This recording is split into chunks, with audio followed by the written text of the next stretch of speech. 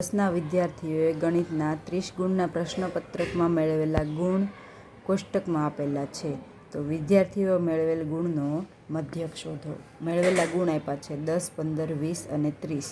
વિદ્યાર્થીઓની સંખ્યા છે 5, 3, 8 અને 5. મધ્યક શોધવો છે. તો મધ્યકનું સૂત્ર મૂકીએ સિગ્મા xi/n. જો તમે અહીંયા કોલમ નથી બનાવતા ને અહીંયા સરવાળા કરો છો તો બી જવાબ એવો જ આવશે. 10 + 15 + 20 + 30 અપોન n કેટલા છે તો કે 5 + 3 + 8 + 5. 10, 15, 20 અને 30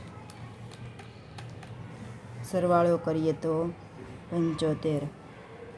5, 3, 8 અને 5 સરવાળો કરીએ તો 21. 75 ભાગ્યા 21 એટલે છેદ ઉડાડીએ તો 7 તેરી 21 ને 25 તેરી 75. 25ના છેદમાં 7 એટલે કે 3.5714 જે આપણું મધ્યક થશે.